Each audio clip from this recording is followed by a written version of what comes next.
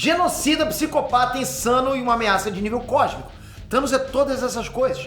O vilão foi capaz de matar a própria mãe, aniquilou metade da vida do universo, sempre busca o poder absoluto.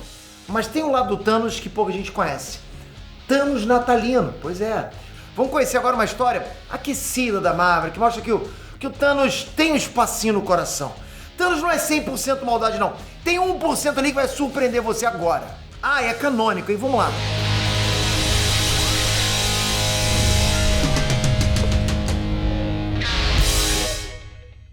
Mais um ano acabando e eu nunca vou me cansar de te motivar em ter um negócio online. O sustento da minha família é por causa disso. Foi o digital que me deu dignidade, me deu conforto, segurança, me deu liberdade. E de verdade, galera, eu quero isso pra você também. E não tem melhor lugar no mundo pra você empreender no digital do que na Hotmart. Pra você ter ideia, eu tenho negócio lá e eu sou a prova de que a Hotmart faz a gente vender até 35% mais. Então eu não quero que você só comece, mas eu quero que você comece já no lugar certo. Porque assim, galera, a Hotmart ela tem um ecossistema completo pra gente criar, pra vender, pra escalar um negócio digital. É toda feita pra você realmente conseguir vender. Porque assim, tem várias ferramentas que te ajudam a criar o teu próprio produto, entende?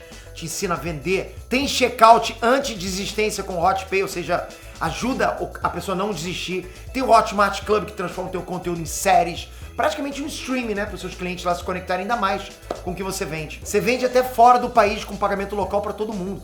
Sério, o céu não é o limite aqui. Então vem no link da descrição para você conhecer todas as possibilidades, transformar a tua vida para sempre, a partir de agora. Eu consegui e você também vai com a Hotmart, ok? É tudo de graça lá. Eu tô torcendo muito para você começar 2024 arrebentando. Aproveita. Enes Trunks, Peter aqui. Ho, ho, ho. Chegou aquela época do Natal, todo mundo enfeita a casa, pensa na ceia, refaz as amizades perdidas, reencontra aqueles parentes chatos, dá presente, dá meia, dá cinto, enche a pança de arroz com passa. É assim na tua casa? Sim. É assim também na casa do Thanos.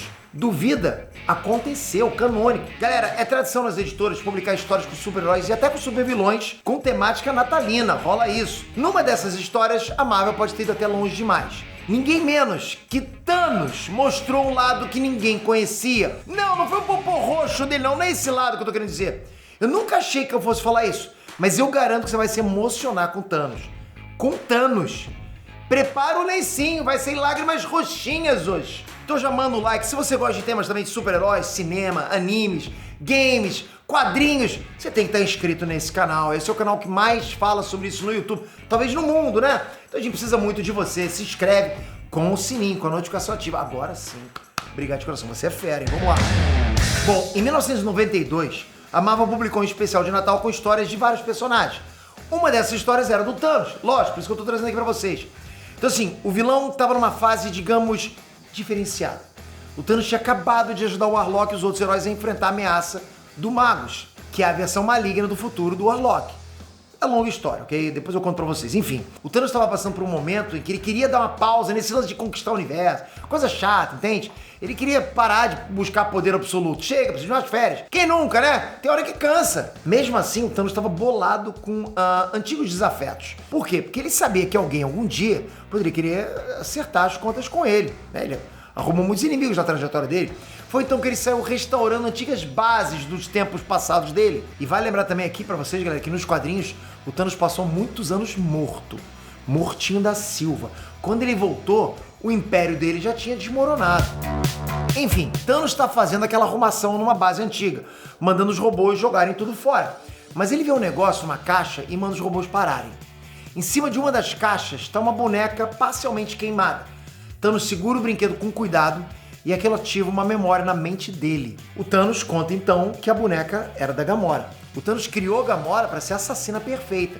Isso significava treinar ela nas artes mais letais do universo.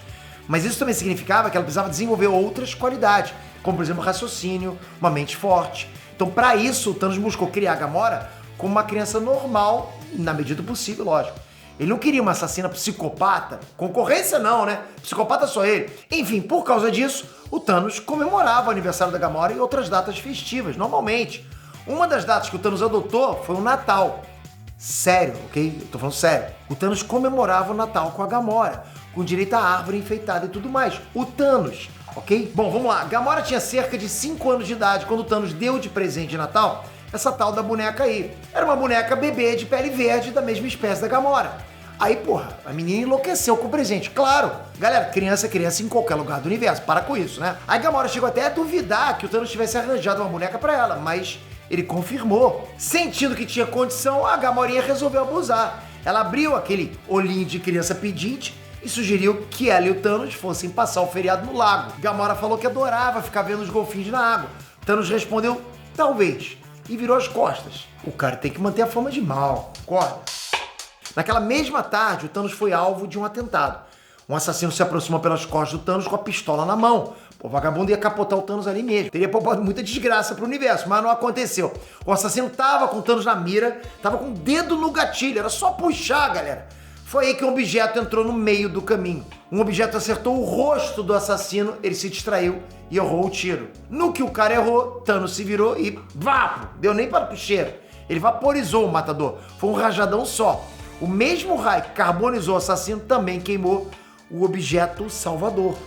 O objeto salvador era a boneca verde. Foi a Gamora que viu o pai em perigo e jogou o brinquedinho dela para atingir o assassino.